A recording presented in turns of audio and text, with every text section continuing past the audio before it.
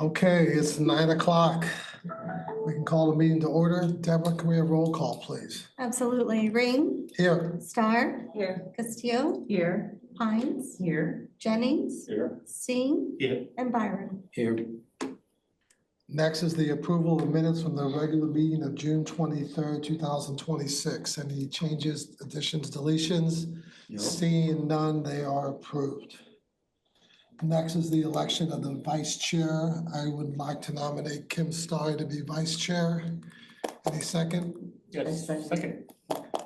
Do we need a roll call vote or can it just? Yeah, everyone consents. Everyone consent with that? Yes. Yeah. Okay. Definitely. Anything, Deborah, from member forum?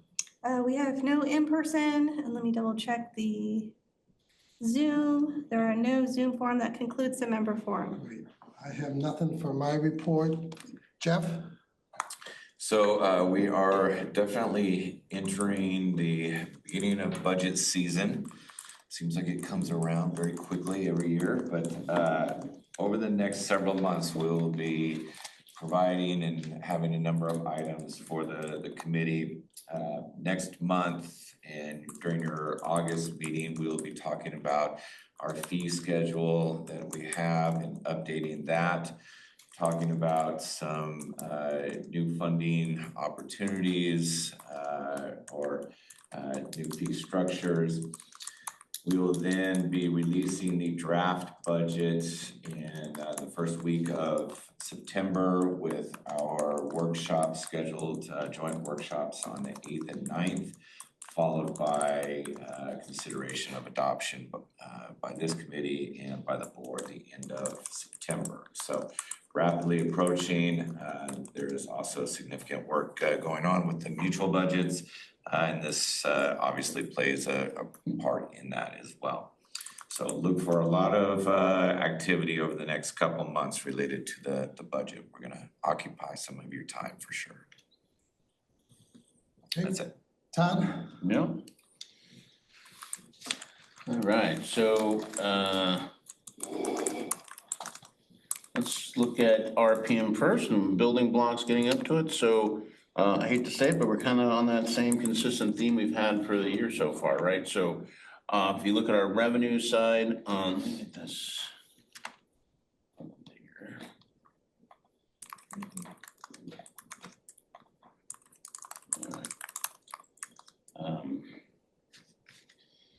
If you look at our revenue, we're carrying some of the similar losses on the billable services for operating. You'll see that $314,000 variance.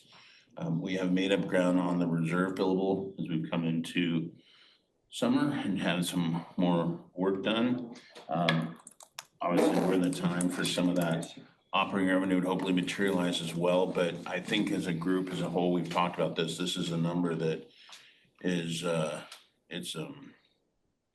one that we have some control over, but not as much, right? I mean, if the mutuals decide to have the work done or go out to a third party. So, I think just overall, as we look at budgeting next year, I think this is a discussion item in terms of how do we come up with some of these standards looking at history. And obviously, we're now going to be, as Jeff said, we're right into the middle of the budget now. So with the June financials, we're obviously engaged now in the start of the whole forecasting process, right? To really put some energy into where our year results will be.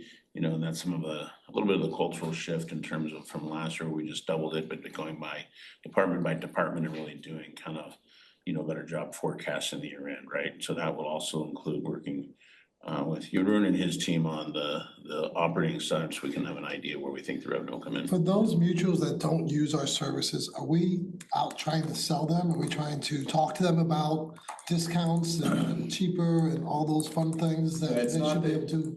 It's not that they don't use our services. Really, only First Walnut Creek Mutual doesn't use our services to the extent of all the other mutuals. But we are bidding every single job against third-party vendors. So we're absolutely trying to do the best we can to bid and trying to win the work where we can be profitable. So Have we really looked to offer discounts? Not so much, right? But that's something we could definitely look to do if we want to start trying to pull levers and see what we can try to feed the funnel by creating incentive for movement. We can definitely start looking into that. So how many, are we losing those bid by price or so the third-party people are cheaper than us? in some- Third-party people that can be cheaper than us, just depends on what the project is in particular. But we're trying to do every single bit of work that's out there. Like since I came on board, we started doing concrete. We're doing more and more roofing work. So we're trying to also pick up larger jobs where we're actually doing a little bit more than just basic siding. We've got some more experienced carpenters. So we're really trying to pick up every bit of work that we possibly can. Have I gone into a situation where it's DEFCON 4 and we need to start pulling every lever? No, I have not done that yet. So that's the next state. The next step is starting to see like what our funnel is, what our backlog is, if we have any. If not, seeing what we can do to actually stoke that backlog. Okay, great. Thank you. Yep. So do we have excess capacity in the staff to be able to pull in a bunch of new work? It's always a tight one, right? Because when we have extra staff, we put them to the handyman service. So yes, we could do more work, right? We always keep our people busy, but we could be doing more larger projects.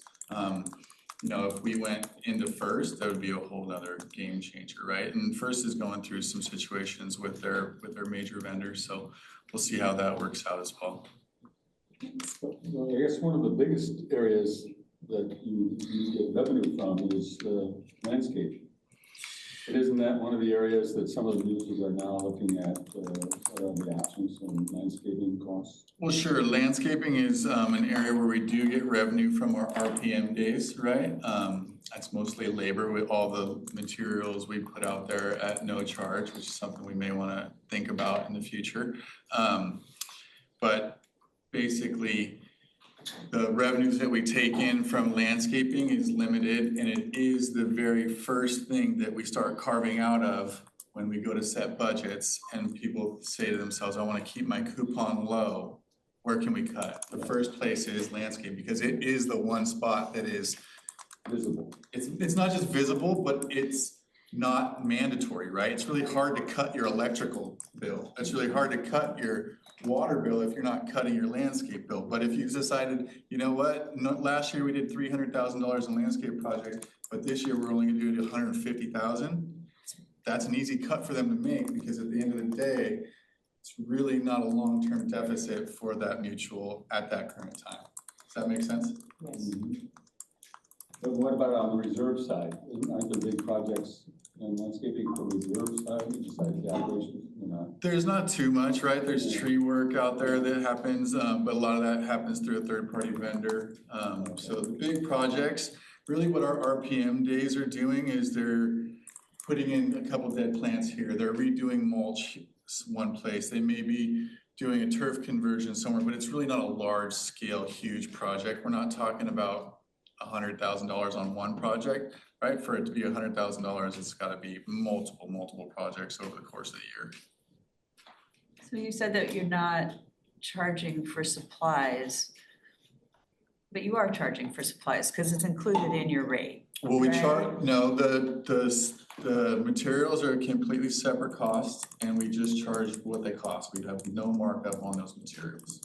Right, so we make all the money on the revenue is on the labor because we're a not-for-profit organization, so we buy the plants and we put them in for the exact same cost. And so that it that's cost us. for landscaping. It's for landscaping and also it's very low markup for the construction materials, which is something else that we may want to look at in the future as far as being able to mark up materials and help with revenue versus expenses. Okay, All right. We did chip away a little bit from, on the revenue side, we're about $30,000 favorable compared to May in terms of our budget actual loss on revenue.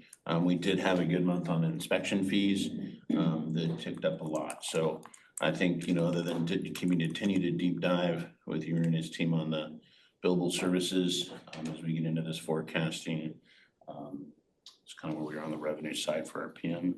Moving on to expenses, we're, right, I mean, I don't know if you can get much, I mean, obviously within categories of variations, but nothing that hits our threshold as we have kind of agreed to look upon, and we're, you know, pretty much within $14,000 of budget, so.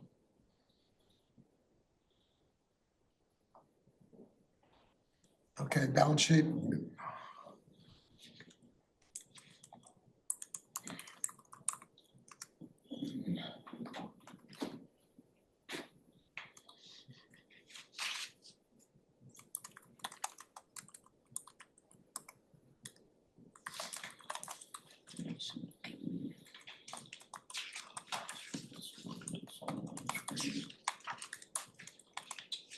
Okay, on the balance sheet, so. Todd, I have two questions. What's the other current asset of $600,000? There's no detail on that. And the same with the other current liability of $3.5 million. Or $4 million, I'm not sure. I think it's 3.5. And Other current asset?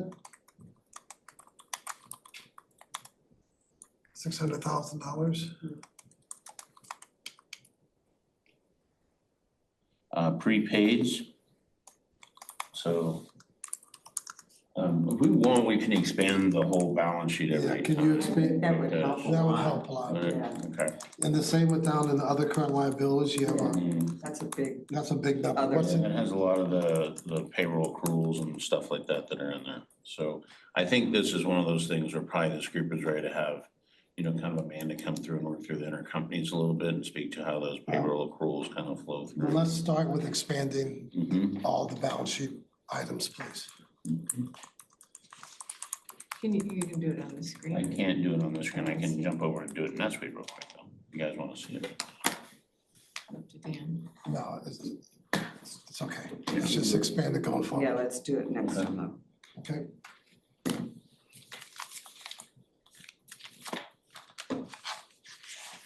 Anything else on RPM? Not for me, no. No. Okay.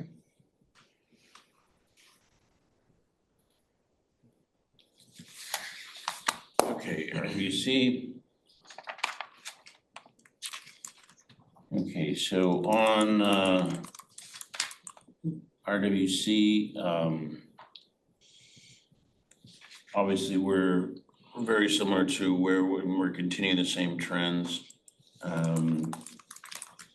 You know, I would say that if you looked at overall on the expense side, you know, we're within that threshold of $88,000 on 17 million in revenue, right? So, you know, I think this is an area where obviously we're gonna continue to look at picking up some of those, where some of those little deltas are on golf and some of the other revenue. The expenses, once again, the landscape maintenance continues to be expanded just because of the overall total variance being, you know, over 10% at $100,000. It is favorable variance. We did see some expenses come through in June that we didn't have prior on, like the green, repair greens and fairway cost. So just from my perspective, we'll keep our eye on that. We continue to be a little bit underspent on that. I don't see huge potential bills at the end of the year, but obviously we're gonna do the forecast on that and talk to the different department heads and get a forecast for a year on where we actually think we're gonna be spending some of the money there. I did expand this month the IT expense, which I think is the big thing to note today. Just so for everyone knows, Sherry B, who's our Pro Business and Applications Manager, that's the original budget of $589,000 is just one bucket. It wasn't seasonalized. We do have some subscriptions that have, you know, in terms of when those bills hit, in terms of quarterly, versus they're not just straight line monthly.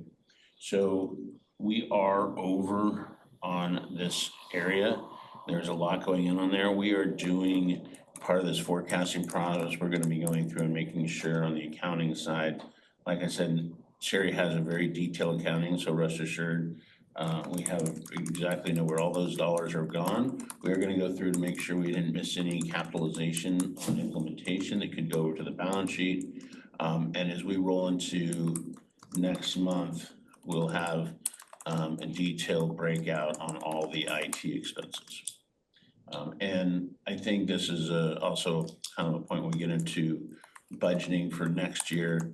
Obviously, I think we mentioned a little bit last year, but also with Adrian too and Dan, you know, we're gonna look at how we budget that and kind of break that out between the new subscriptions for like NetSuite that are ongoing versus actual hardware or IT, and we're gonna kind of separate that budget out. So when we get into the budget hearings in September, you're gonna see a more robust or more detailed IT expense on where those actual dollars are going, because we're moving into a more, even though we're still solutioning a lot of things and still, you know, in midst of getting FSM and the report writing going, we have Vermont Systems coming at the end of this year for the room reservation in that area. However, NetSuite, Workday, those are all now just standard subscriptions, right? And it's just an annual amount.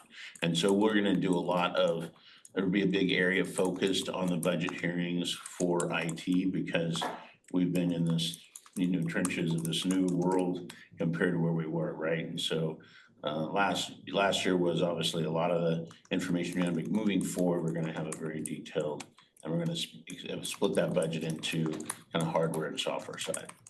So something to keep on, yeah, Nancy. But is there an offset somewhere? I think I recall during the budget process that you had kind of a bucket that could be drawn against, but are these expenses offset somewhere else? No, these are where, Because the bucket was in that line. yeah, this is now kind of zero base moving forward into 27. I think the only thing, Nancy, was there was, like I said, some of the, going through the account detail, making sure that we have the implementation and a lot of those fees that are on the balance sheet and are actually capitalized, make sure we can go through that. So it's not really a different bucket. The cash still leaves us, but it's in terms of how we book the expense. And then obviously we all know insurance continue to be very favorable. And so, you know, if you look at our $382,000 positive variance on insurance, you know, that's driving a lot of our bottom line, but we're still quite favorable in terms of where we're sitting today, right? So, good stuff, right? I mean, obviously, we don't want to overspend because of it for any reason, but we do have, you know, where we're trending this year is, you know, there's no red flags again this month that really jump out and say we're going to really be in a situation where we're not where we're supposed to be. So I'm pretty comfortable with all the numbers we're seeing right now. I think the forecasting exercise as we go into budget, right, will be the, you know, obviously our big next step, so we can look at what our year-end projections are. Okay, Questions on the expense side? let's go to, unless people have questions on any of these other reports, now we can go to balance Yeah, sheet time. and just again, this is the second month in your package that we have the actuals to annual budget, right? So as we start, obviously, we're gonna be utilizing these type of reporting as we start building our budget forecasts, right? We'll go through each, you know, each line item and start projecting out. So. And then on the, I'm talking about the expanded balance sheet, but you guys, you know, in your packet, the actual income statement by month is fully expanded, right? So all the details there within each. Yeah, that helps. Right, so it's a lot, just not to feel like we don't need to do that for every one of the budget actuals, because we're just looking at top variances, but at least the information is there for everyone here.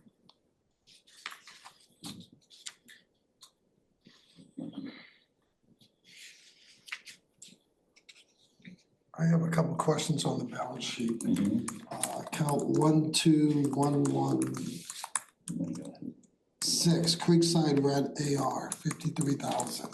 Yeah, Is that the old Creekside Grill that that's owes the new one that is now paying, Okay, right? And so one of the big areas we didn't really count for the loss of revenue for the first, We have a- 3 to 4 months. we have a $53,000 receivable from them. Mhm. Okay. And then the next one, membership transfer fee AR at negative $20,000. I don't understand how that can be a negative. Is negative a debit on here or That- credit? no. Negative should be a credit. Which one are you looking at? 12117, membership transfer fee AR, negative 20,194. I'd have to get back on that. Can you, yeah, please? It's not a lot, but I just don't understand how it can be a negative It's gotta be offset somewhere. transfer fee. It's gotta be. Maybe somebody paid too much. I'm sure they do. Well, right. we also have, just so you know, I'll get an answer for that, but we also offer financing and 7-year financing Right, on but with. that would mean we'd Someone have, came in and, that means we'd have a debit balance there, not a credit balance. The only way you have a credit is if, as David said, we owe someone came someone in money. and, someone, yeah, well, someone, check. or they came in and prepaid the remaining amount on their loan off and it's amortized, so there could be some, We got You charged should for the just wrong. write, should just write that off then and get rid of the loan when that happens. It should never be a credit that I can think so of. I'll pull that one, I don't know. Anything else on the Golden Drain Fund? On the cash flow. Which is where I tend to look. At the beginning of the period, we had 500,000 roughly. We added 400,000 in the period. How much should that number be? I mean, like I'm looking at it and saying, should we have taken that 500,000 and invested it? Short term, or, in which case your bottom line number wouldn't change. And so just how quickly are we moving on,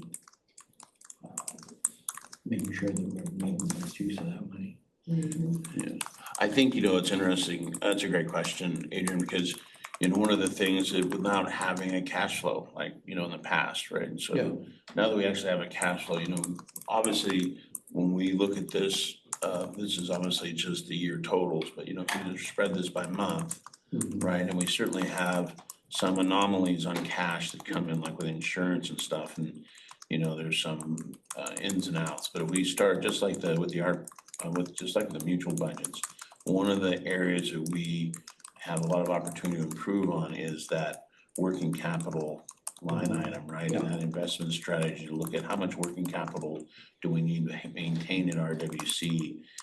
Even given, it's not like what we did with the insurance for the mutuals where we said, hey, you know what, we're gonna keep your budget flat and keep you funding it because you're gonna have 2 cash dips, this year because of the 2 different premiums. So I think this is an opportunity for us when we look at budgeting for next year to actually budget and look at the working capital and project out forward what that working capital is, and how much those balances really should be, right? Todd, I'm dating myself, but in my old work days, we had our checking account was a zero balancing account. So checking account was zero, checks came in, money came out of savings to pay it, went to zero every day. And where the money came from, our money market account got swept every night into making interest. Are we close to that with the bank on any one of those yet? And that was a big number for us in interest. Because the checking account was always zero. Because when a check came in, they transferred the money at the end of the day to clear it. But everything else in the money market account got swept. Right. Are we anywhere close to that? Yes, we can be close to that. We've never done that with this operating account. We have some work to do with mechanics in terms of banking functionality. I think, like to your point, I've always had like an operating line of credit, just come in and go out. No, but we never didn't have a line of credit, you had a ZBA account, zero balancing account. And that's something that I think from a banking point of view, that's something we ought to be looking at and trying to get, that could, answer your question, there'd be no working capital requirements, because it's in your money market account, and your checking account gets swept daily. Yeah. But even if you can't do that, then what, that number should be sort of a fixed number. Yeah, but yes, but that's a lot of mechanical work that they gotta do. It's much easier if the banking does it. Is this something Mechanic Bank can even do? I know they couldn't sweep. You had to set minimum accounts with them. They couldn't even sweep to zero. And they have difficulties. However, I do think that we should never leave interest on the table if we can, right? And I think it is something that this committee should be looking at. And I think we are, we have some of the tools now in place to start being able to do that, which you haven't had in the past. And so that one of that would be, ability for mechanics to do a sweep and operating. So the answer is, I think it's a great direction. I don't think we're quite there yet, but I will happily get back to this committee with a look forward and what that could look like for 27. Yeah, please, if you could put that on your agenda. Okay. Anything else under RWC, this division? Okay. Okay, on the capital fund or trust fund, obviously, we are, compared to prior years, you'll see that the biggest, really the only thing to note for the most part is the board approved moving those trust facility maintenance expenses onto the capital fund. You're gonna start seeing this capital fund run a loss on the income statement, right? So those expenses under 72099 are new, and if we start doing, road paving and some stuff like that, they can be, that $750,000 to $800,000 of annual expense will show up here on the income statement, because the MPFs all show up as equity contributions on the balance sheet. And so even though it looks like we're running a loss, it's all healthy, as you can say, given what we decided to do with the maintenance expenses.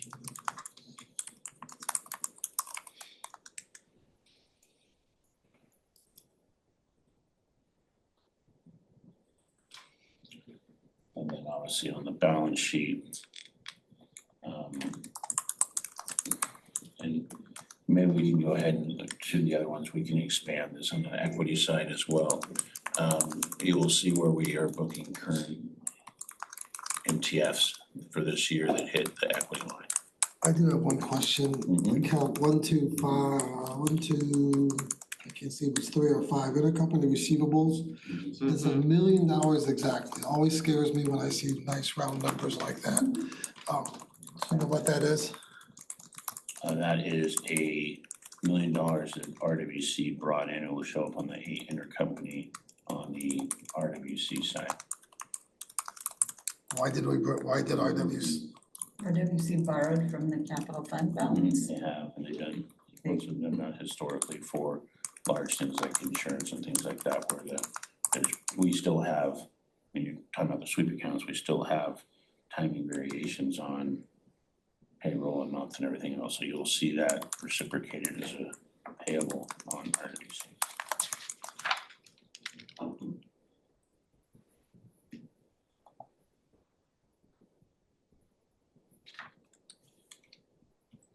And it's done every year. Is it paid back? Or is it? Within usually 30 days. Is it recurring? So It's not recurring. depending on what happens in it's a month, yeah. it might be $1 million, it might be 500, just as a timing thing. And obviously cross it's something we everyone's. try not to ever do, but it happens sometimes with cash flow.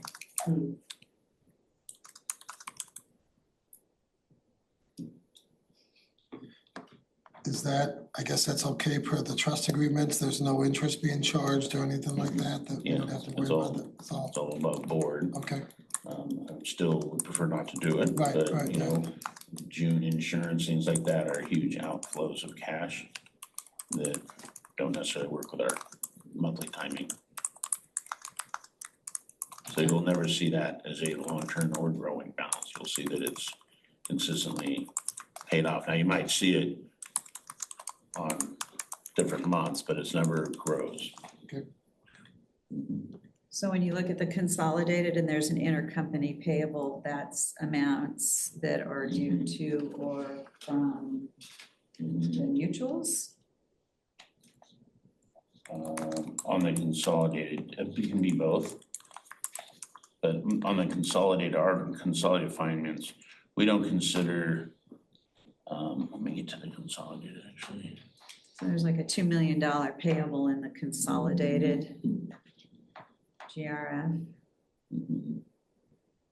Yeah, and one of the ways I guess we could, you know, the intercompanies, you know, like I said, I think we probably need a deep dive on intercompanies, but we can also show, you know, some of the, you know, when we first started doing the consolidated, one of the nice things about the consolidated statements is it's how the auditors also, so this directly ties into how the auditors look at it. But we can also show the three funds on a report, right? So you can see where they're eliminated and where those balances are. but you're right, Kim, shouldn't that be zero, unless it's to an outside, It's to unless mutuals. to mutuals? And So are mutuals amounts due to mutuals or? we have a liability, the mutuals of $2.2 million? That doesn't, No.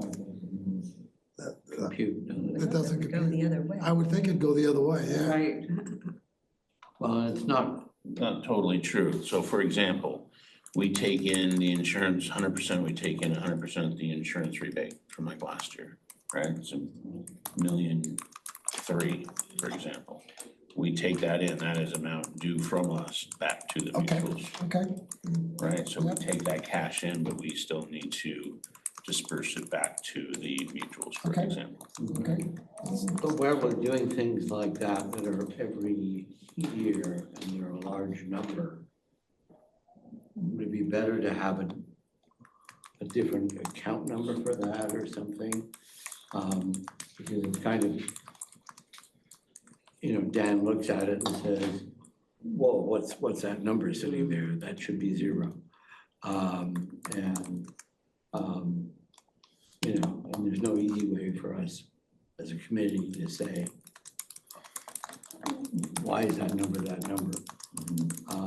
If we were assigned to a particular cause, then we'd know, oh, that's the rebate that hasn't been paid.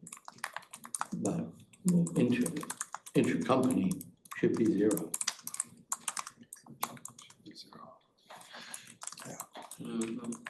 Otherwise, it's a flag. Yeah. Huh?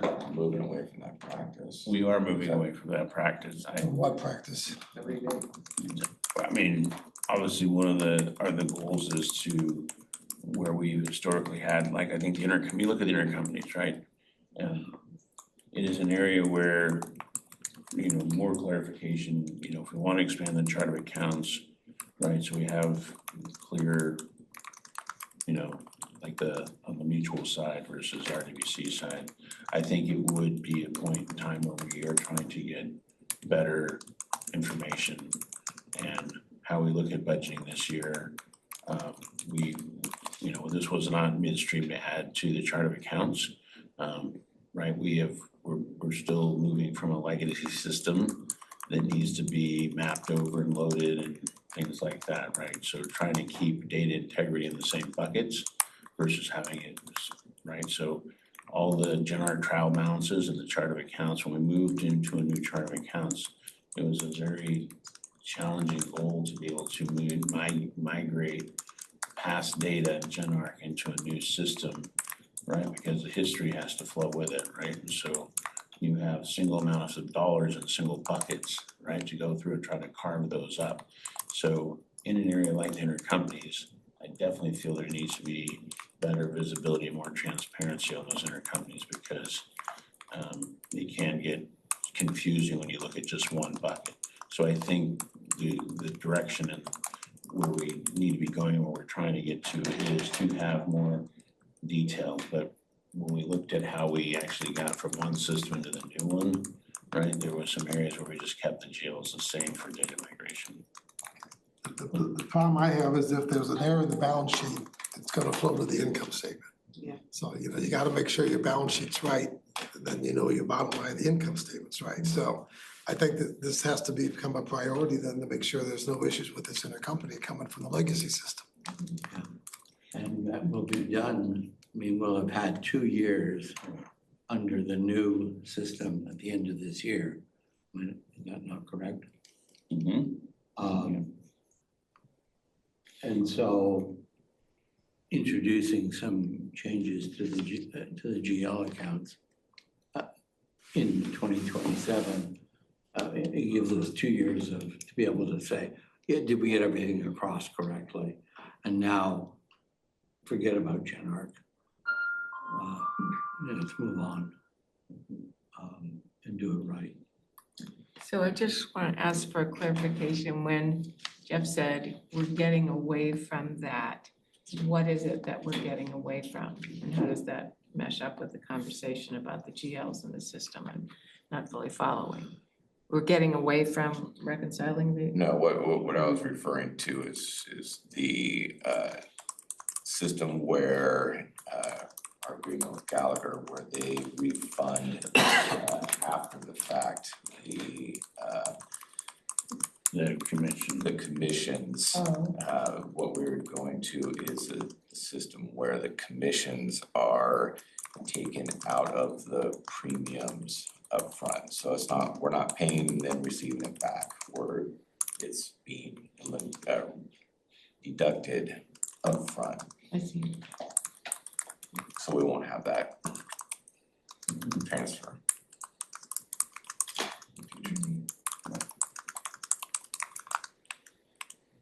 Okay, anything else under any of the financial statements?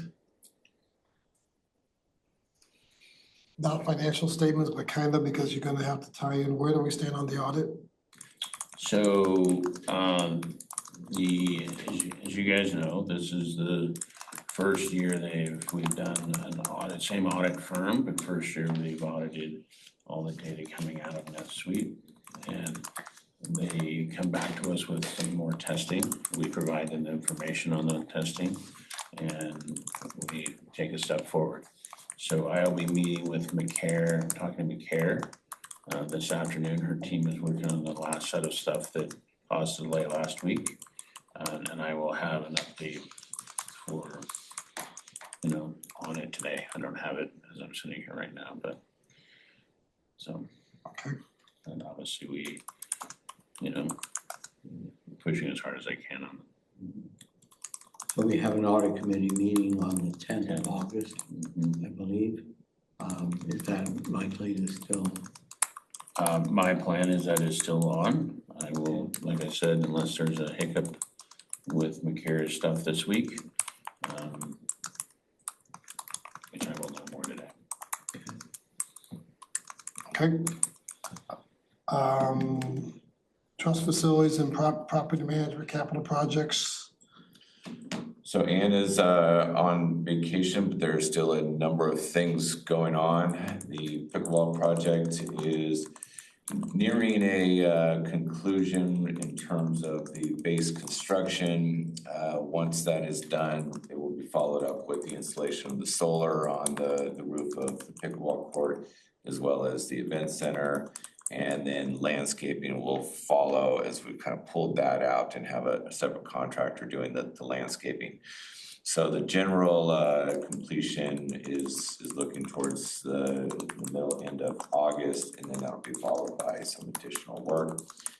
We have had a very good working relationship with the general contractor and resulted in very few change orders. So the budget for that is looking very good. We are still working with ELS on the evaluation of the current RPM and accounting offices up at 800 Rockview. And they will be producing a report on the various alternatives for that building for the next planning committee meeting. We anticipate that that will be ready for that. They are also progressing on preliminary design options for Dollar House. We had a meeting with several focus groups of clubs that use the space currently. We'll use that information as well as the evaluation to come up with some more alternative designs and continue to work that process. The bridges, the golf bridges are progressing through kind of the design and regulatory process. That is something that'll probably be a 2027 project for actual construction. And then in terms of maintenance wise, we do have an item later on in your agenda for the repair of the tennis courts 7 and 8, the surfacing, and then some equipment purchase. We also will see the paving for RWC coming up in the fall, so we'll probably have that for you the next month or the month after. About the list of projects. Jeff, can you say more, so the landscaping cost was part of the 4.5 million, or you pulled it out? And so how extensive will that be? I think from talking to Ted, is Ted back there? Yeah. He said there's plans for as much as 200 trees, and so it'll look like 200 trees. 200? Oh my God. Close. We're planting a forest. I thought you said 200, Ted. No, but what's gonna be done in terms of? So there is some trees that go on the west side and in front. There is the swale that is taken care of, and then there's just some general landscaping in the front. Once that all starts to go in and grow, it definitely will soften the building, especially from the west side. So that will take place. We did get a credit back from Huff for the landscaping portion. We use that then to contract directly with the vendor we usually use for various things. So we have a little bit more control over the plants that are selected and know what has success here. So when you say west, that's the big blank wall that when you're. Correct. Which is, Yeah, okay, it's along not the fairway. You're calling the front, but, okay. I have a question on that. We're putting solar on top of that. Is there any concern about golf balls falling up and hitting on the solar panels? No, we have really good golfers here. I play golf 4 times a week.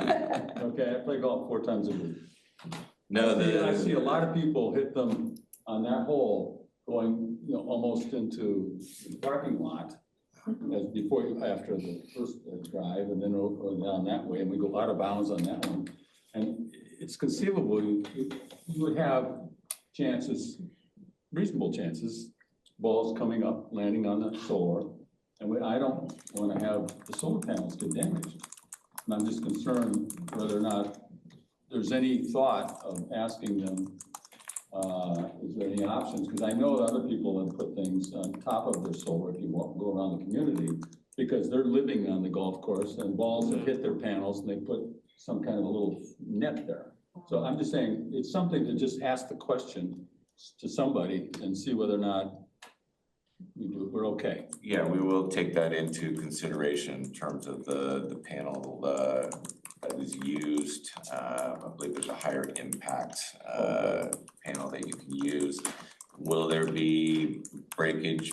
Potentially, but we'll kind of factor that in. So they haven't thought about a net for the whole building, similar to the nets you have on number 3 by the units on the drive, because I've hit the net, to talk to David, I've hit that net several times to save them going into the building.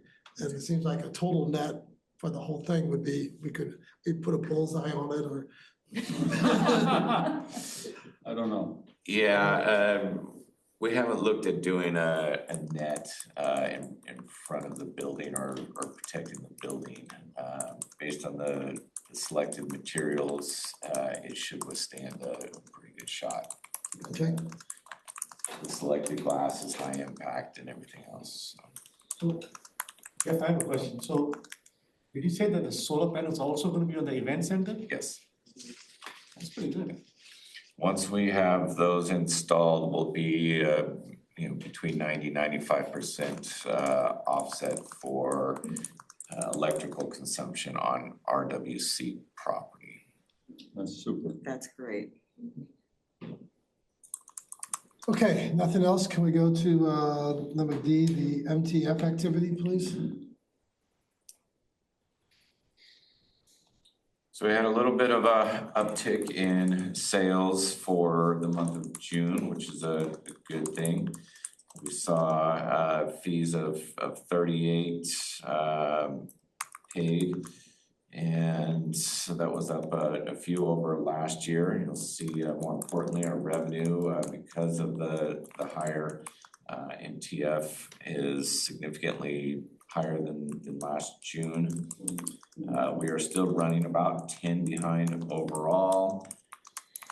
Did reach out to Larry Spiteri of Rossmore Realty just to get a flavor of the market. He indicated that inventory has declined a little bit. We had a high of, I think, about 120 available properties, and is down now just under 100. So he thought that was a good thing. There's still demand, so it is kind of a balanced market for those selling and those buying. His perspective was that folks buying the lower cost units are still looking for upgrades, level in, and they're more concerned about the monthly coupon than the membership transfer fee, which is a one-time fee. But he said, things are definitely picking up. More of the impact is the national economics, the challenge with higher interest rates, still selling property on the outside.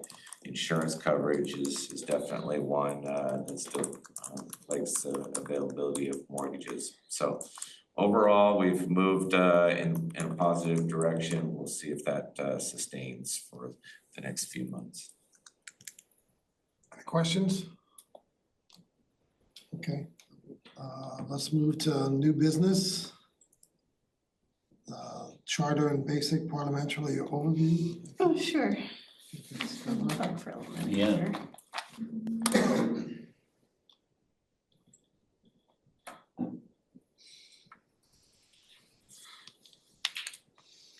So, many of you know me, but I am Deborah Rose. I am the Senior Manager of Executive Services, and I'll be going over your committee charter today. It really reviews the responsibilities and compliance. I'll also be going over some basic parliamentarian procedures and agenda adherence. So the Finance Committee Charter's purpose and responsibility is, first and foremost, the committee serves as an advisory body to the Rossmore Walnut Creek Board of Directors on matters impacting the financial health of the organization. Its responsibilities include reviewing and recommending the RWC operations budget, trust fund budget for capital projects, RPM fees. Note that the committee holds no oversight over Mutual Housing Corporation affairs. And the committee shall review budget proposals and recommend changes as necessary, conduct public hearings due to the budget cycles, to gather input from advisory committees, groups, and members, review and forward budget recommendations to the RWC board after public meetings, provide oversight of the trust estate and other restricted designated funds, monitoring revenue and expenditures, and annually review the RWC membership transfer fee, that's policy 102.1.4, to recommend whether it should be maintained, increased, or decreased. So importance of following your committee charter, it serves as a foundational document outlining your purpose, your scope, authority, and procedures. And it really does follow the corporation's code, which specifies rules regarding the governance of advisory committees. Maintaining consistency and compliance ensures all committee activities align with the established regulations, promotes transparency and accountability, facilitates orderly and efficient meetings, enhances stakeholder trust and participation. So following the charter helps maintain that consistency and adherence to legal standards, ensuring the committee operates within its defined scope and authority. Any questions on your charter? So Deborah, can you go to the first slide you had? The one which talked about the scope?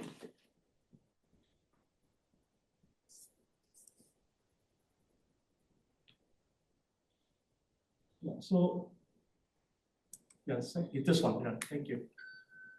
So the way I interpret that paragraph down there, when it says on matters impacting the financial health of the organization, that means we, correct me if I'm wrong, that means we can analyze issues at a deeper level in terms of what broadly impacts the financial health of the organization. Is that a question or a statement? Question and statement, I guess. Yes, so just like you're doing at this meeting, you're reviewing the financial health by going over the financials. And if there's any concerns that you see, anything that's impacting the health of the organization, you absolutely would bring it forward and make a recommendation to the board if you see something's failing or needs to be looked at. But often you guys really do work with Todd to help facilitate understanding those variances, right? Or if there's any cause for concern. But as far as my understanding, everything seems to be okay. Well, the charter itself seems to be saying that our purpose and responsibility is mostly confined to reviewing budget proposals and reviewing budgets. You throw a thing in about the fees as well. But in my experience as a finance professional, the role of finance goes beyond just budgets. And I think this is what Hart is talking about. You have a body of people here with years of experience in financial management. And financial management to me includes strategy. And I think Hari's sort of hinting at this, the overall financial health of the organization is impacted and assessed by much more than just budgets. Budgets is just one, and accounting, proper accounting, generally accepted accounting principles, all that. That's just one part of it. And so I understand we have rules to follow and a charter and everything, but is there a way of tapping in more to the talents and the thoughts? Can we go beyond just budgets in terms of our discussion? Yeah, so the charter itself is a guideline, like you were mentioning, of what this committee has, its scope and its authority. If you're wanting to go outside and add additional scope and authority in certain areas, you can absolutely recommend, kind of review your charter at one of the meetings as an agenda item. Make a recommendation to the policy committee of your changes to that charter. So I think, Deborah, I think the issue really is the interpretation of the charter. So the way I interpret it is that the overall financial impact of the organizations is impacted by a wide variety of variables, like Nancy's saying. So one issue I want to discuss, hopefully with a deeper dive, is the different kinds of financial risk we have, which are different from a normal kind of corporation, and how we track those different kinds of financial risk. Now, those directly impact the overall health of the financial institution, right? So I think the question is whether that is a broad mandate rather than just you guys submitting to us stuff and then we are approving it. So what I would suggest is for the risks and investments, those really should be a meeting between Dan, Todd, and Jeff and yourself. So you can make a meeting to go over that in adding an agenda item. If it's still within your scope, absolutely, we can put it on the agenda, but the impetus of how to get that on the agenda for discussion, that's with a meeting with Dan, Todd, and Jeff to see what can be placed on the agenda and the discussion held. If it's not within the authority of the Finance Committee Charter and you want it to be a part of the committee charter, that's something that can be discussed as well as an agenda item as in a recommendation to the policy committee. What you're describing is within the scope of the charter. It's just a matter of working with the chair to bring those items to an agenda. And you're gonna do. Just like we did this time to get Right, the so item on the yeah. agenda. Mhm, Yeah. mhm. Yeah, so So I it's mean, SOP. the budget item, the agenda item we have at the end in terms of deciding what kind of issues we should discuss. We can discuss in that item what would be appropriate and what would not. Yes. That's fine. Okay. But the charter itself, I'm like the statement that you made, Hari, about our purpose is to discuss matters impacting the financial health of the organization. Those words are not in the charter. The chart, right, that's just a statement on a PowerPoint slide. Mhm. But the charter itself is only confined to budgets. Yes. I thought I this thing is not taken from the charter. But what I'm saying, like, this, the first is, it says purpose and responsibilities, but the charter itself says the committee shall review budget proposals, blah, blah, blah. That's my understanding. Correct me if I'm wrong. The charter itself doesn't use the words financial health of the organization. So you're referring to 983 as the charter language, Yes. and the slide 982 is an interpretation. That is what I'm saying, yes. So let's clarify that. So that paragraph there is not part of the charter? You said 983, go to 983 and see what it really says. Yeah, So 983 is the charter The language. committee shall be advisory to the board on all matters related to financial well-being of the Rossmore Walnut Creek, including consideration, adoption, and oversight of the RWC operations budget. This is read directly from the charter. So that says it. It specifically calls out the budget, but prior to that, it says all financial All operations. financial. So it's Same fine. thing. Well-being, yeah, so it's fine. It's fine. Okay, Just wanted to, thank you. absolutely. Let's move on. Okay. So next, we're gonna look at the basic parliamentarian procedures and agenda adherence.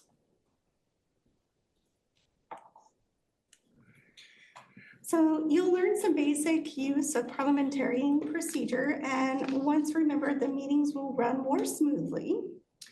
A lot of you have been on this committee for quite some time, so this is nothing new. You guys have already been wonderful Robert's Rules of Order users here, but just to let you know that it is required by the RWC bylaws, and it's to facilitate the transaction of business, to promote cooperation and harmony, to ensure that all members have equal rights, privileges, and obligations, ensure the majority has the right to decide, but the minority has rights which must be protected as well. And that really goes on if there's not a quorum at a meeting. So you can't meet, so that minority that was gone will have an opportunity to speak. The role of the chair calls the meeting to order, maintains order and decorum, ensures adherence to the agenda, and adjourns the meeting. He does a lot more than that. Decorum in meetings is really addressing the chair or the room or the body of the committee before speaking. And debate guidelines really focus on the subject and not the person, respectful language only. Making motions is simply obtaining the floor, stating the motion clearly. It requires a second, and then it's open for debate. Committees or bodies may only consider one primary question at a time.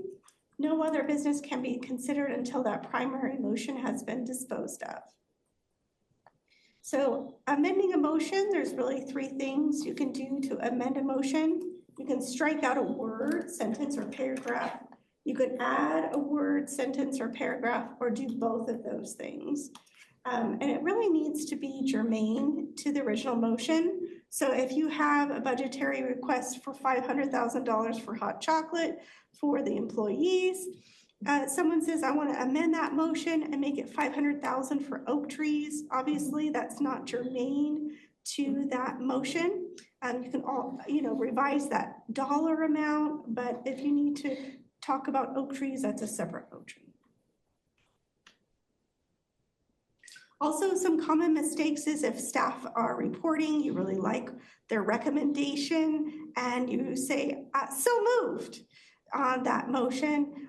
It's really hard for everyone on the table to kind of grasp what just happened. What are we moving on? So it's good to restate the motion in full.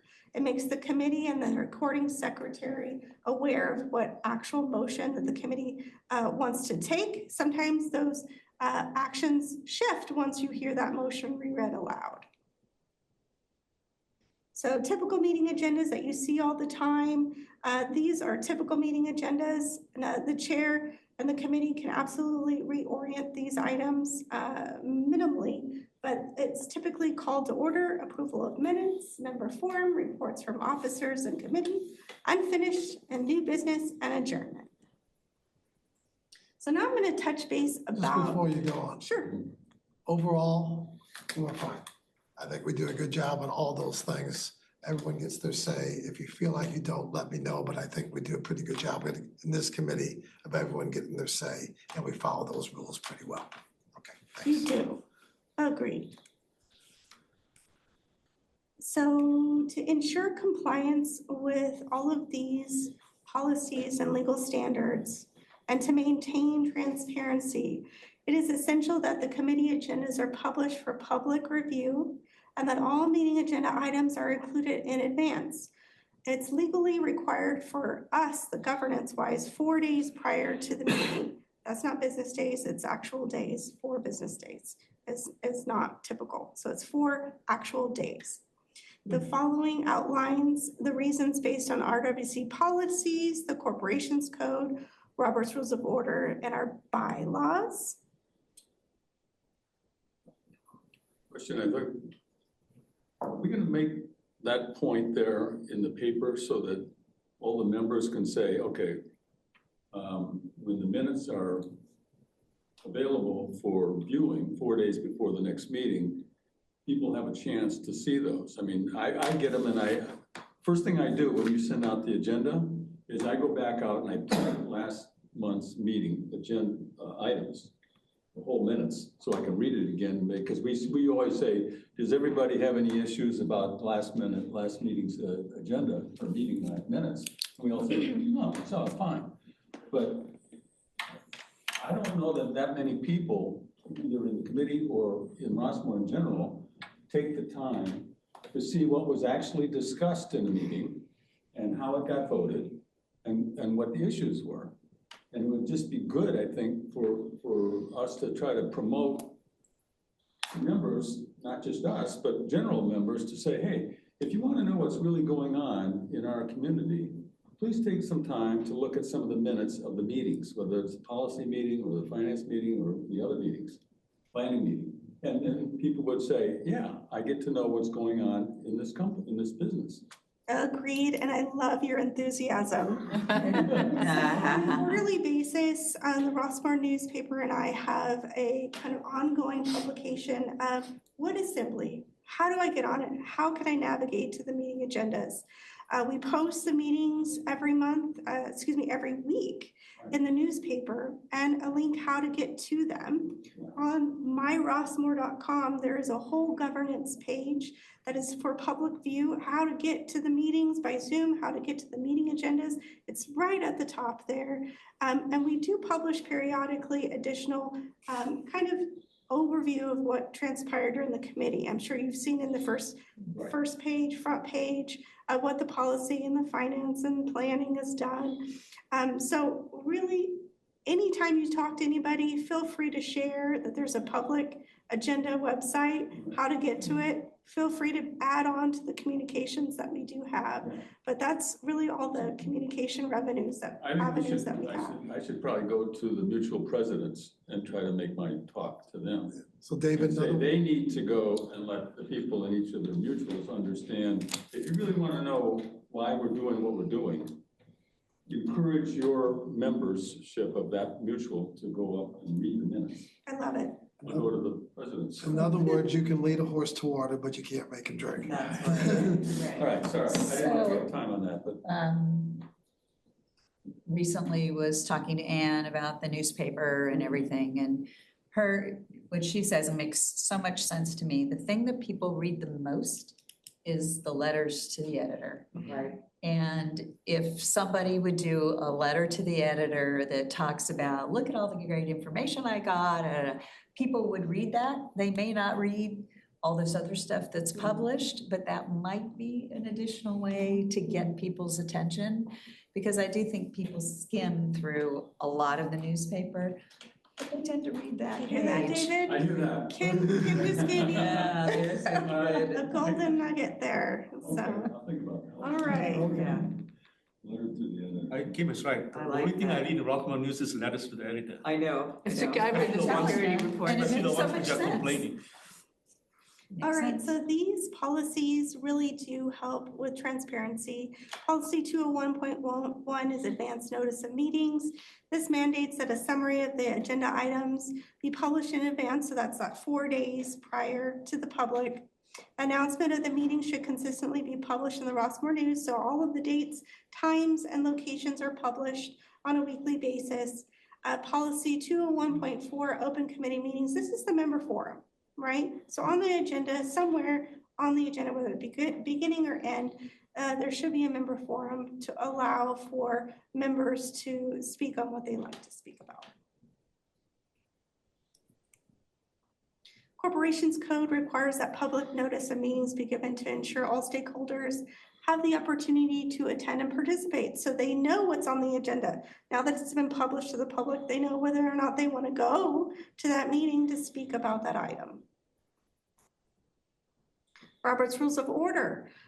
So since we follow them in our bylaws, Robert's Rules of Order states that only items listed on the agenda can be discussed.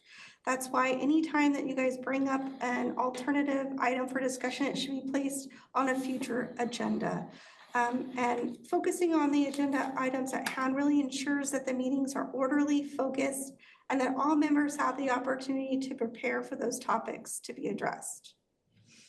So our bylaws do require that agenda items be publicly listed to maintain transparency and to provide a clear structure for meeting discussions. This prevents off-agenda topics from disrupting the meeting flow or leading to unprepared deliberations. So strict agenda adherence, items not on the agenda cannot be discussed. If there are no items, no unfinished and no new business, so the only item for discussion would be the next meeting date or cancel the meeting. Any questions? Yeah, what is the rule about a subset of the finance committee can't get together to have a working session if it has more than X number of The people? majority. Yeah, a subcommittee can be formed of this committee as long as it's not a majority. So if there are, 7 members, then only 3 members can meet, right? So once you get that 4th, it's more of a majority. So 3 members can meet as a subcommittee. And And there's a whole process in our committee chaired guidebook. And if you're interested, I could send it to you. I'll just take that statement, that's. So 3 people could meet, and it has to have minutes and be published, or you can meet and You you would can. need to report out the business of the subcommittee at the next finance committee meeting. So if you're meeting in between meetings to discuss a certain topic, yes, you don't need minutes. You don't need a secretary unless you're actually forming a task force, which would need a charter and all of that good stuff. That's a whole process. And that can be found in the committee chair guidebook. I hope that answers your questions. So, Yeah. 3 persons can meet informally and talk about things, Yes. Yes, even if they're not a subcommittee. yes. Or is, if three people meet, you are a subcommittee? Is No, that- because we're not informed, right? No, No. as long as there's not a majority Yeah, I think you of the can, committee. It's not a committee. unless you're calling a meeting, unless you're specifically calling two of the people and saying, hey, let's meet to discuss X, Y, Z, you can have off the cuff conversations and it's not anything like that. That's fine. Good to know. Okay, That concludes my presentation. thank you. Excellent, thank you. Now, is that presentation being presented to all the other committees? Yes. Yes. And I'll get to see it again. You can mouth the same words they say during the audit committee. Jeff, you want to talk about the Silicon Valley paving? So we have a recommendation to authorize a contract with Silicon Valley Paving to redo the surface for courts 7 and 8 in an amount not to exceed $34,000. This is a priority project in our capital fund for this year. We went out to bid for with the 3 different contractors. And Silicon Valley Paving was the lowest. Their bid also does include a stain guard.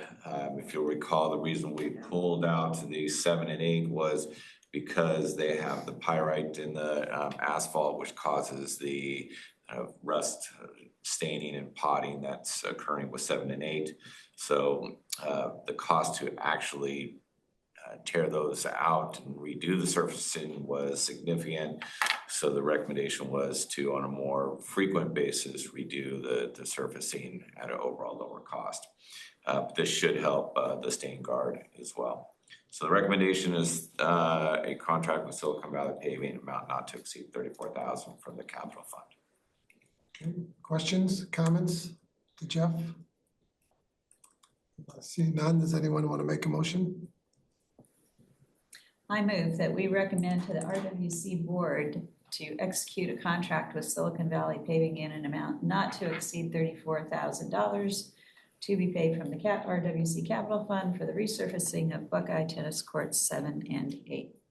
I'd like to amend that to say that the funds are available to. There are sufficient funds to execute a Yeah, contract. okay. Is there a second? I'll second that. Any further discussion? If not, can we have a roll call vote, please? Absolutely. Ring, Yes, Star, Yes. Castillo, Yes. Bites, Yes. Jennings, Yes. Singh, Yes. Meyer. Yes, It's unanimous. great. Okay, next is the camera storage server. Oh, no one introduces me, I just start talking? Just, You gotta introduce yourself here, Introduce Tom. Introduce yourself, hey. You play I am Tom Cashon, I'm the Director of Public Safety. For some reason, I feel like hot chocolate, and I don't know why. So anyways, okay. The reason I'm here is looking for you guys to recommend to the board the purchase of more memory in our camera system. Currently, we have a camera system that has about 22 cameras on the system. We've added over time, and because of that additional adding, we've dropped down to only recording for 5 days. So that means any camera, any footage that it records, after 5 days, it's written over. So it only lasts 5 days. The issue with that is vast majority of complaints, which lead to investigations, usually come in way after 5 days. The standard across the board is that you want around 30 days of storage. And this will also give us the 30 days of storage, but will also allow us to have capacity to add more cameras, which is my intent, to add more cameras to this system. There is no going out for bid. You can't go out and get generic memory and add to this. It is proprietary to the Avigilon system, so we have to purchase memory from Avigilon to add to the system. And it's in the amount of $70,286.16. I'm not a techie, so if you go deep into technology, I'm gonna have to revert to Todd. But I'm here to explain the need for public safety and why we need this. So if you add more cameras, are you gonna have to go out and buy more storage? No, this has, like I was saying, this will give us capacity to be able to add more. How many more cameras can you add? You gotta go through, so it depends on the camera you buy, how you set up the camera, if you set it for just all-time recording, or you want to set it up for motion. It's really a calculation. It's hard for me to say. Can you give an idea of where these cameras are located? Yeah, we have quite a number at the gate. The gate covers both incoming cars. It covers, it also has automatic license plate reader system that's on the system as well. And then it records the sidewalks. And then it records the community leaving, records vehicles leaving the community, as well as it also shows a lot of the community past the gate. So that's the big one. That's where we have our most cameras. Then our next biggest location is up at RPM. And the reason why we have a ton up there is because RPM obviously contains our financial system and all that stuff. And it also contains our IT systems are there as well. There's a lot of stuff that is very, how do I say this, sensitive and valuable to our organization. So we have cameras up there to protect that area as well.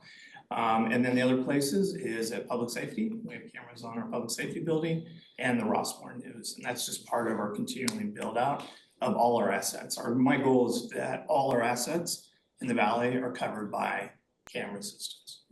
And up at the top of dollar, right? Didn't you just add something up there? Yeah, it did get approved. It has not come online. And that is another reason why we're here, is we know once we add that camera, it's gonna just obviously keep depleting how much memory we have. And it'll deplete how many days we are storing as well. Are there any other entry points, like for example, we could go this little path over to Alamo. Or are there other entry points we would consider monitoring with cameras, or think anybody's slipping in through the cracks? Not really, not at this point. I mean, granted, a hiker could possibly come in. We haven't had any instances where hikers were coming in and doing any bad things here. Stanley Dollar Gate, it's an easy road, and the gate was not being locked by PG&E. There was a lot of issues with the Stanley Dollar Gate.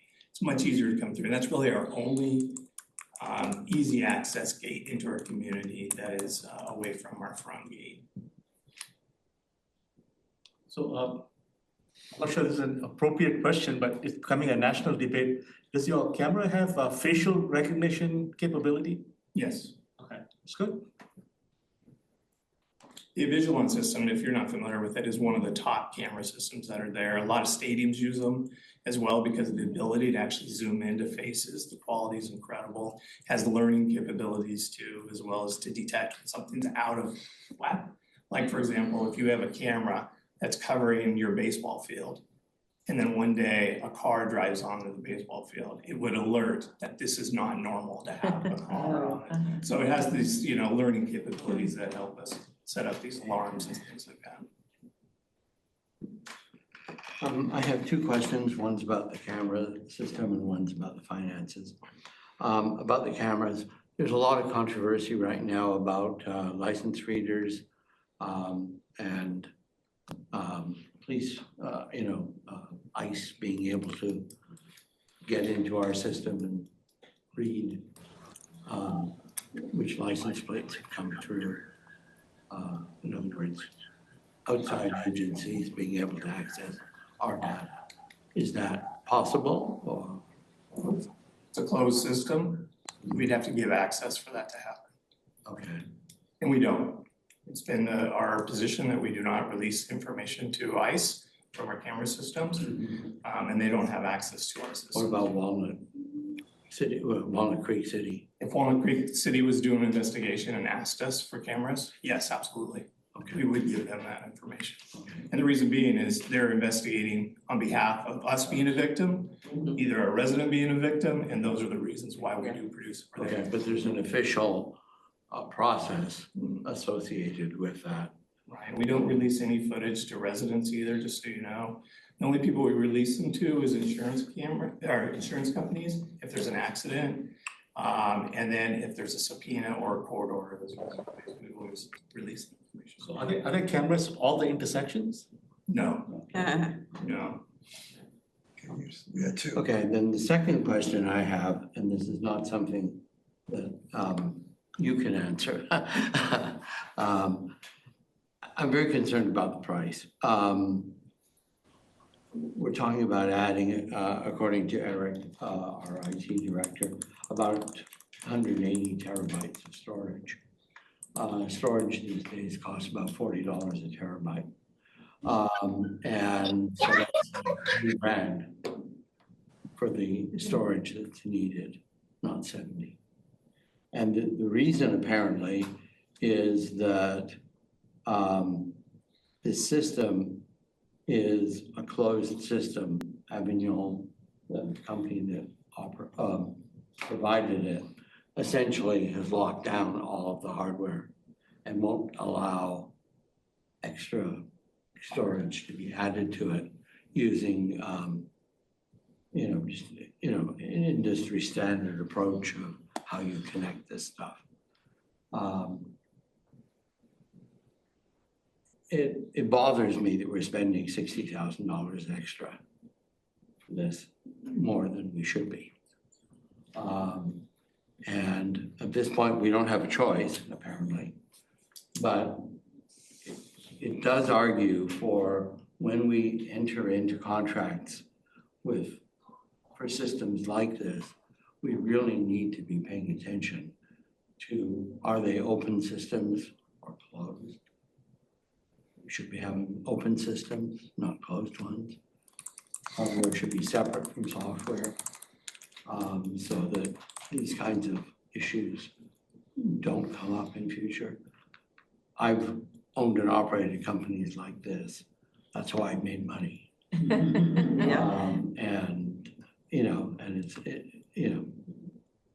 we should be smarter about buying these things. So, Yeah, I'll just jump in a little bit on the cost. I think for this committee, one of the ways to look at it is we are obviously, even like with NetSuite, we're expanding for, Rossmore 2.0, right? And the current system we have is like, you go out and buy your phone and you buy one with 128 versus 256. And we want to expand to what Tom said, we want to expand our ability to retain from 5 days to 30 days.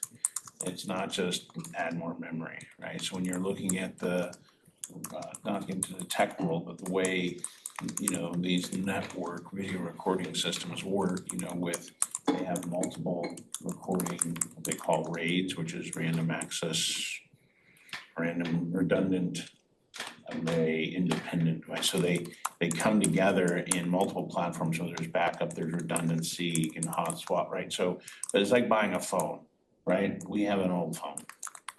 And you can't just buy more memory for your old phone. It's really kind of a complete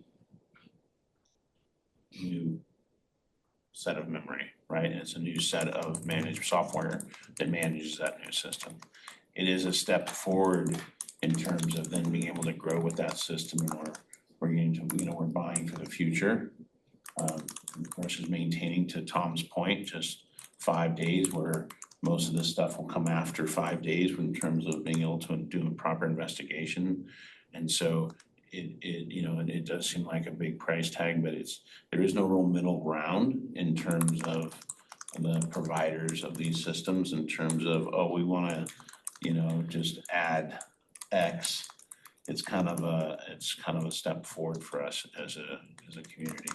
And so it does have a big price tag with it, but it puts us in a place to really grow into the future and be able to have our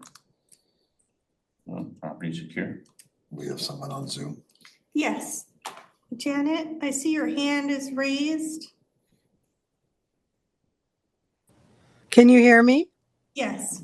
My question was, Tom, have you thought about putting cameras in the event center parking lot or gateway parking lot? We seem to have some incidences happening in the parking lots, and I was just wondering if that's in the future. Yes, it is. Okay, great. Thank you. Any further questions? If not, does anyone wish to make a motion?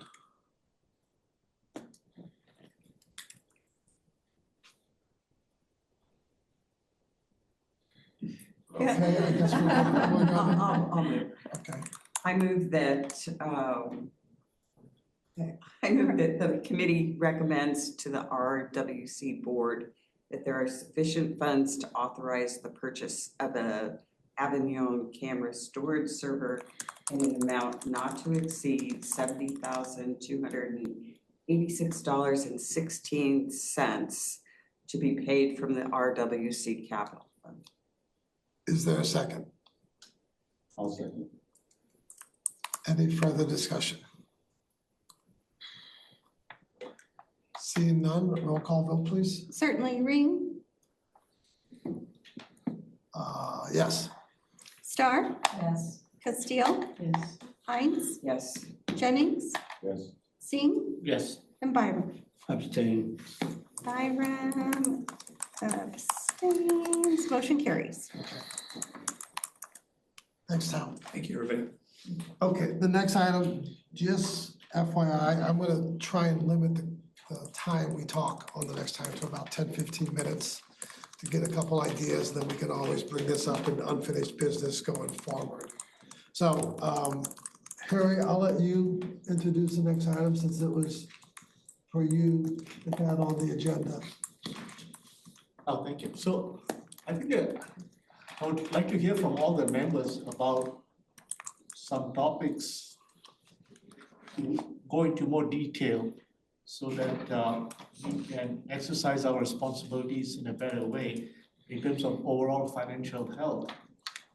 So two issues which are kind of related, I would say. One, Todd has mentioned about variances, and there are different kinds of variances which can measure financial risk. There are also other kinds of financial risk we are exposed to, and I know that there's a whole, we have a whole spreadsheet about different kinds of risks, but I think we should take out the financial risk and evaluate them separately as a committee.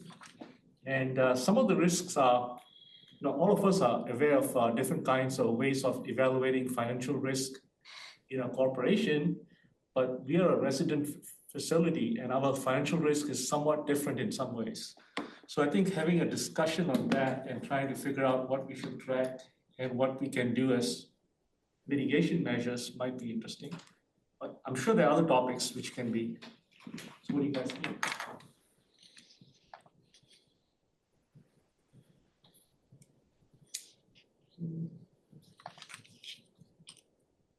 So just a clarification, you're saying you take the matrix that we have of risk factors and isolate the ones that are more financial risk factors for this committee to expand upon?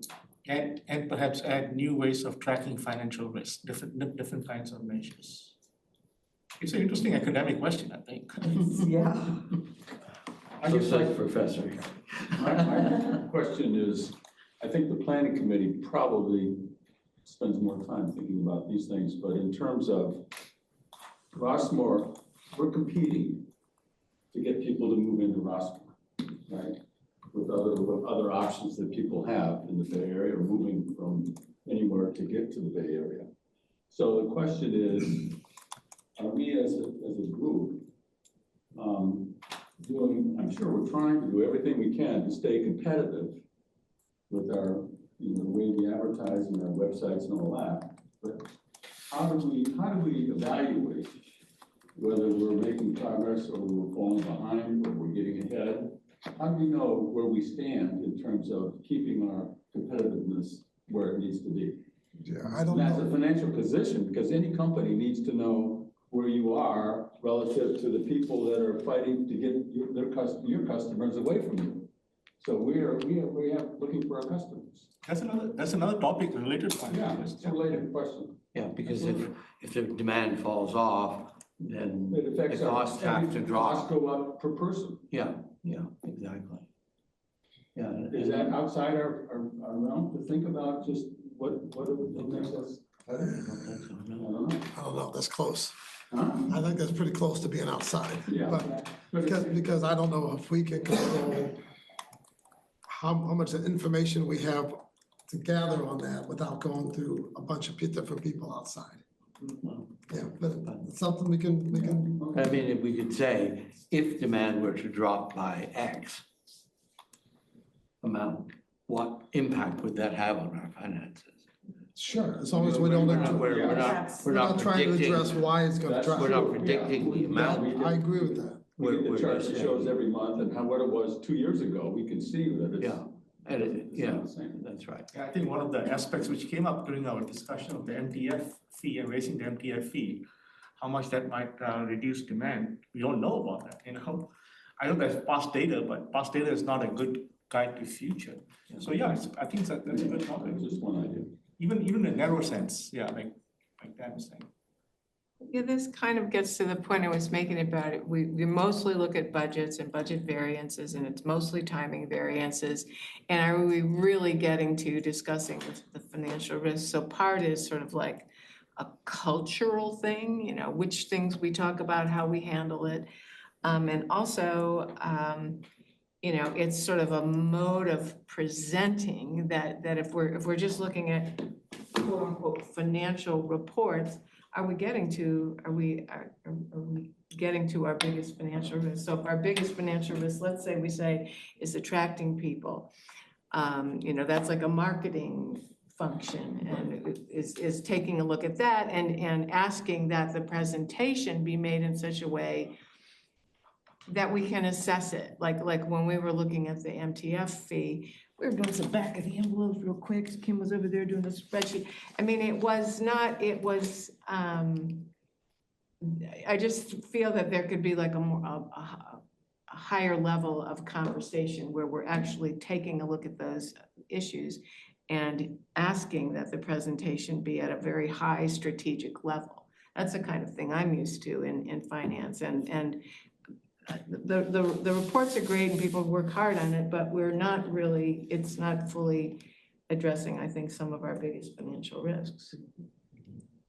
So the kind of question you're asking, will assessing our overall financial risk is one thing, but financial strategy, is that within our purview?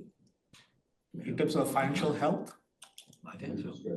You could interpret it that way, but I mean, I think our, from looking at this, I think our charter's okay. Our issue is more cultural. How do we talk? How do we get the information? Are we too stiff? Are we real, you know, if we do ask a question, are we getting some information back? With the questions we ask, that kind of thing. I don't think it's so much the charter as just kind of how we operate. I mean, one of the things that I think we don't pay attention to in a way is sort of the longer term. Forgive me for sounding academic here, but there's a theory, or not a theory, a phenomenon that was documented back in the 1960s by William Baumol called the cost disease. And what he showed, and it has been confirmed many times over in the years since, is that there are sort of two parts to the economy. There's the part that's like manufacturing. A machinist gets better tools, he can turn out more cars, more refrigerators. But a doctor still takes 15 to 20 minutes to see a patient, okay? And so productivity in the medical field or fields that involve a lot of human-to-human interaction does not improve. And as a result, things that are sort of service-oriented end up costing more and more relative to things that are manufacturing oriented. So if you look at inflation in service areas goes up higher than in manufacturing food. And Rossmore is all about service. All our people are doing human to human things, or our custodial staff. Their productivity probably hasn't changed much in the last 50 years, and it's not about to. And so we face a situation where our costs are going to go up faster than overall inflation. And a lot of our work is construction. carpenters aren't that much more productive today than they were 50 years ago. Same thing there. And that's what you're seeing. If you know, like the state does a survey every year for cities showing how much, infrastructure costs go up. And it's like 5% a year versus 3% a year. And so we're sitting in a situation, quite frankly, where our costs are going to increase more rapidly than overall inflation. And how do we deal with that? Do we cut back on services? Do we cut back on improving things? Or do we just accept the fact that that's going to be the way it is, and we have to increase our revenue more rapidly? And so keeping track of that, sort of paying attention to that long term, I think is important. So one possibility in terms of implementing that would be to look at the major cost drivers historically as a component of the budget and see what the trend is in that and whether we can take some mitigation measures. Just identifying some major ones. Right. I mean, the rate of change of, let's say, salaries versus energy versus insurance, building things, whatever. Yeah, well, I served on the Key Performance Metrics Task Force, and one of the things that we asked in there was for each department during the budget review process to present their service metrics and their goals. Like, what are you trying to do and how well are you doing it? How do you measure your own effectiveness? And kind of build that kind of thinking about productivity into it. So we know the cost drivers for each business, and also I don't know if we have capacity for adding additional expense, but asking the question is, what is our analytical capacity within the finance department? Right. In my experience, you had your budgeting people and they're doing their stuff, and your cost accounting people and they're doing their stuff, and you have people that are evaluating proposals and looking at overall strategic questions and that kind of thing. Is that we don't really get that kind of so a lot of the questions we're bringing up here. For example, if we said, let's look at our cost structure compared to Laguna Woods. I hear this all the time. Theirs is so great and ours is so expensive, but it's like, can we get that kind of information and in a presentation format clearly given to us? Just a couple comments. I got a couple of things too. I think there's two different levels. There's some things that we need a deeper dive on the financial statements. We need to learn things, first of all. And then there's also what I'm going to call superficial, high-level stuff that you've been talking about. KPIs. Where are the KPIs for the finance department, for the accounting department? The stuff that we should be looking at each month, each quarter to say, we are doing well on this thing. Where are our KPIs? We need to develop those.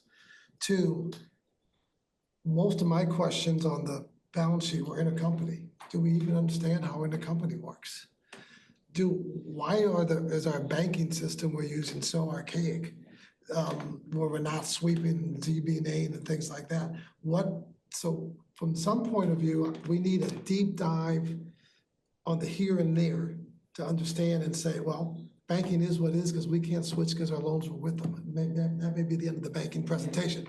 But at the same time, then there's also some things that are more, I'm gonna say out there, the more Esoteric. esoteric. Yeah. And I think we need to I think kind of look at balance, both yeah. sides, kind Absolutely. of balance. So what I would like to do is end this conversation now, but give all of us homework. Okay. I want everyone to put this in old business, come back with 3 specific topics, 2 or 3 specific topics you want this committee to address in the future. And then we will talk about them, vote on them, rank them, prioritize them, and come up with here's the things we want to do. And it may not be until after the budget period, because we also don't forget, everything we ask is going to come out of that department 95%. Yeah. We can't jump their priorities that we need for monthly financial statements, for budgeting, for all those things. I just saw the one time we've been talking about on the MTFs. When do we get it by mutual? When do we get it by, all those things that we've been trying to get that we can't get because there's not enough time. So we got to think about that too, prioritize it. But if everyone's okay with that, that's our homework assignment for next meeting. If that's okay with everyone. I think that's a good suggestion. That's a very good suggestion because I think we have to decide what is more tangible and what we can actually do. So having some tangible suggestions by each of you and then trying to rank them would make a lot of sense. Okay? Okay. Anything else on this topic before we end it? If not, I will adjourn until our next meeting, which is when, Deborah? August 25th. August 25th? Yes, August 25th, 9 a.m. in the boardroom at Gateway Complex. Okay, thank you. We'll be there.